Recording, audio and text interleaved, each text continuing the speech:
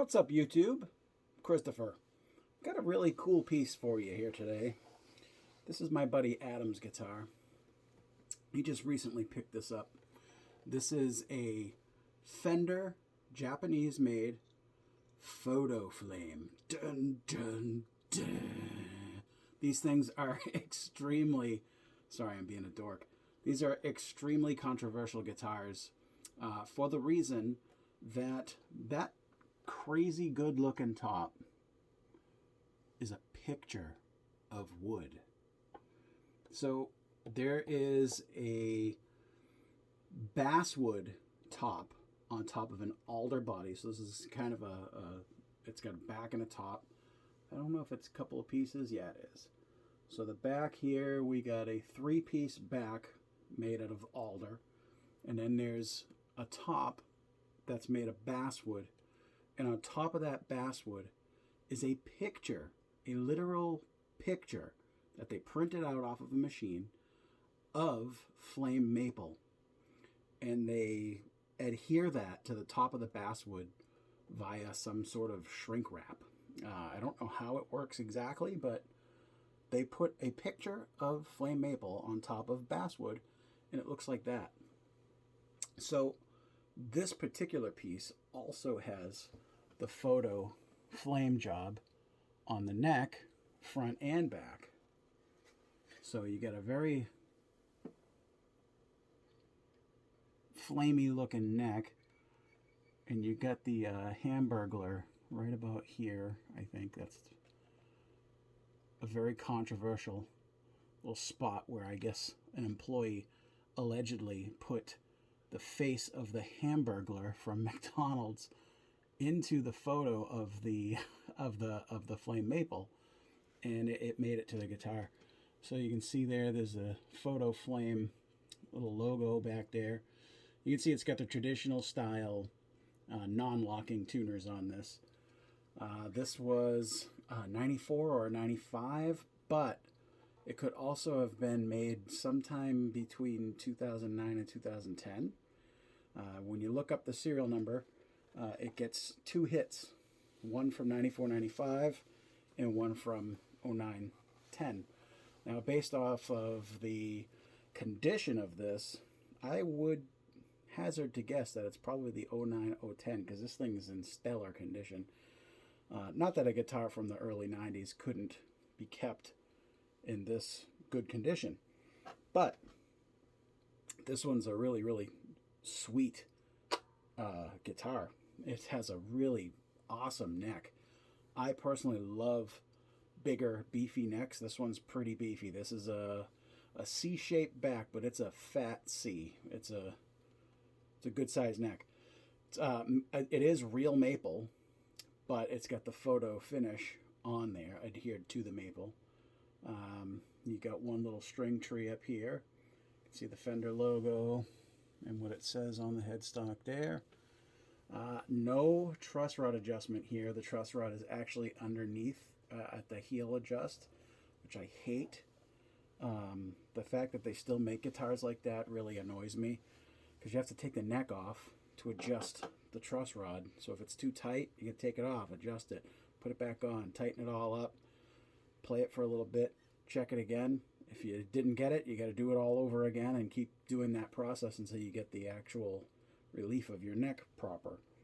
It's got a traditional 6-screw bridge on there. This is set up as a spring tensioned hardtail. So basically you adjust the tension of the springs such that the bridge pulls back until it doesn't pull forward on a big bend. And then it's pretty much hardtailed. It's not going to move when you play. It's got a cool pearloid scratch plate there. 3 single coil pickups, so you're gonna hear some 60 cycle hum here. Another pet peeve of mine that I really hate on Fender instruments and several other instruments actually is 21 frets. Really? Put a 22nd fret on there, or 24 even. 22 is really my favorite, but 24 is nice too. 21 I don't get. I just don't understand it. Don't know why they still make them with 21 frets, but it's a preference thing, I guess, for some people. So let's listen to this guitar. Let's start off on some clean tones here. So let's hear the bridge pickup. A lot of people think that when you put a picture on top of wood, it acts like a barrier for tone, which I think is just crazy, because this guitar, even not amplified,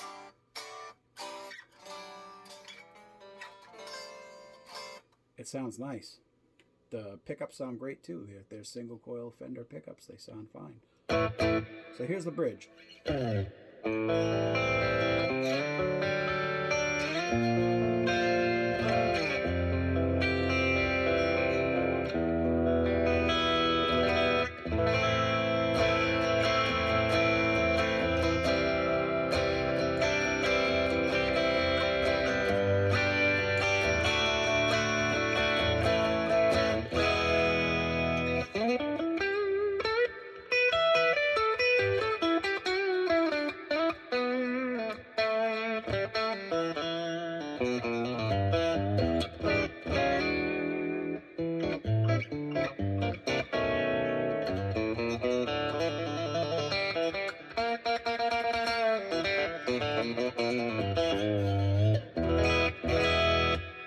Second position, which is the bridge pickup in the middle. The middle pickup is reverse wound, so the 60 cycle hum goes away.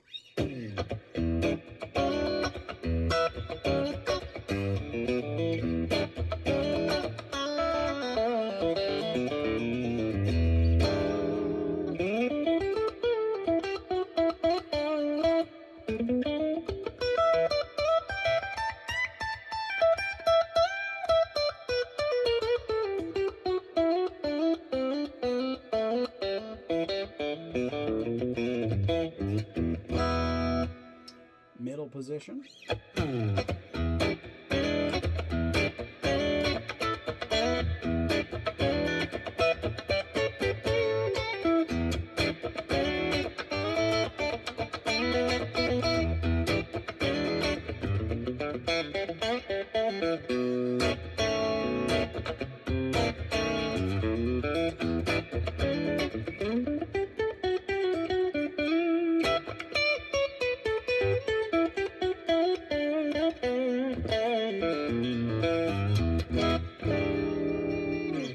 Fourth position, which is the middle in the neck.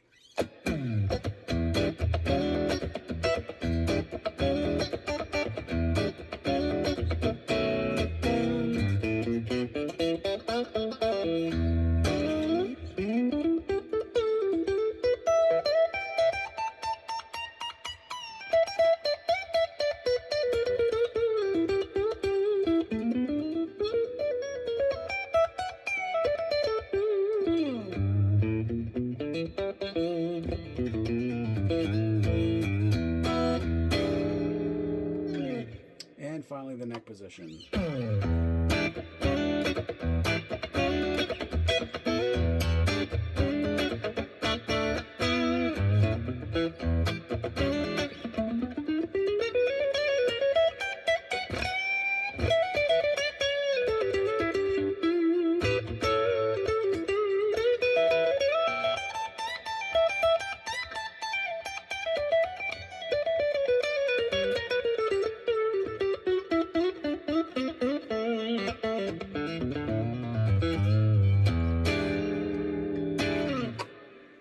Great sounding instrument. Let's see what happens when you add some gain here. We're going to go a little crunchy. Not too heavy. Still not so heavy that you can easily hear the 60 cycle hum. I do have a bit of a noise gate going, but you can still hear a little.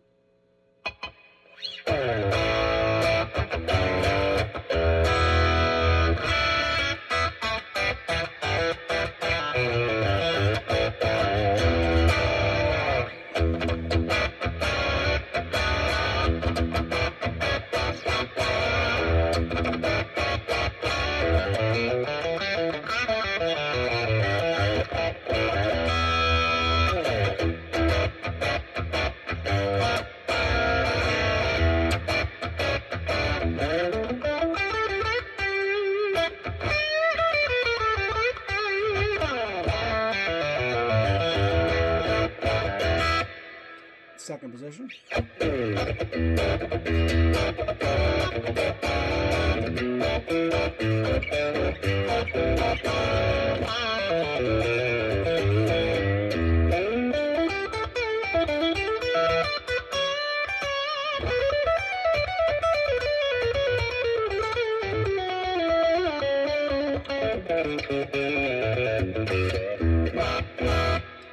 Middle position.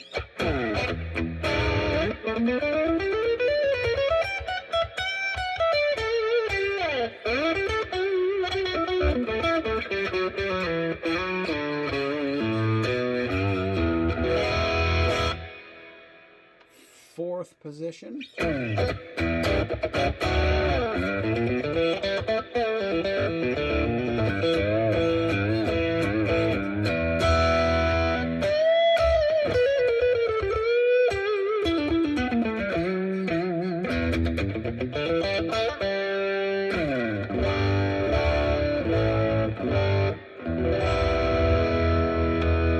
Neck.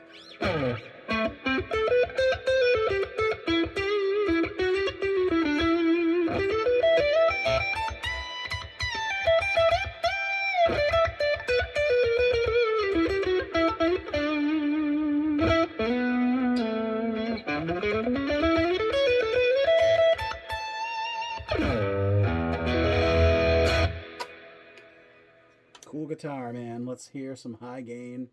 I'm going to get some 60 cycle hum here in a second. There she is.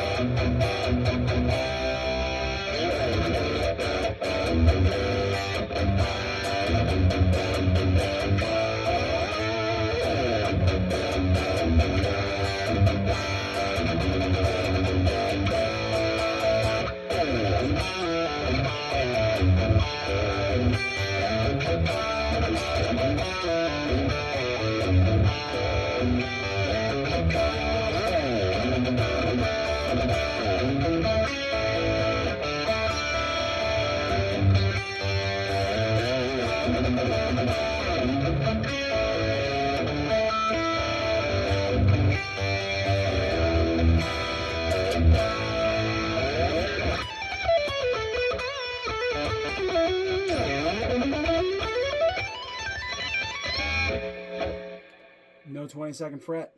See? God damn it. Can't play my solo. Stupid.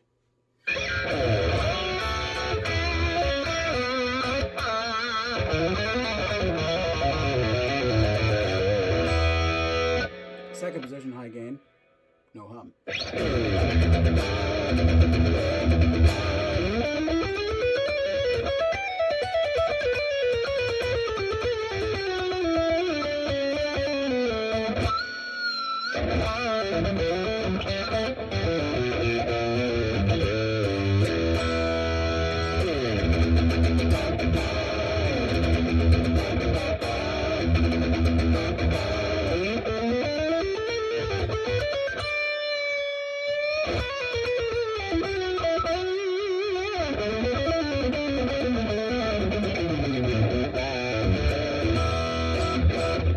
Middle position. Hum.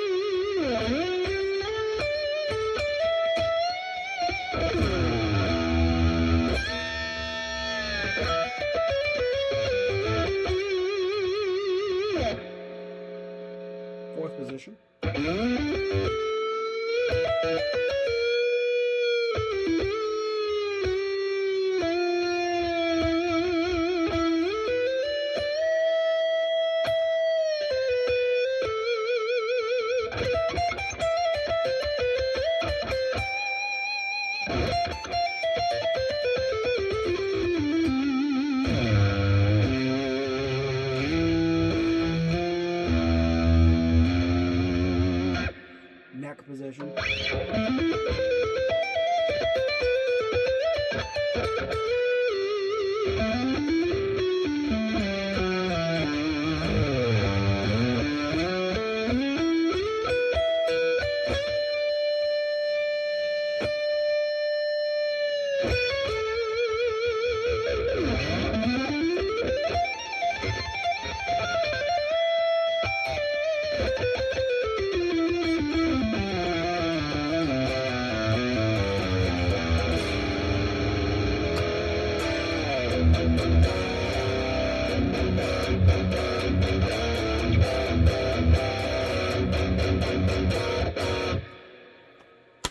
Awesome.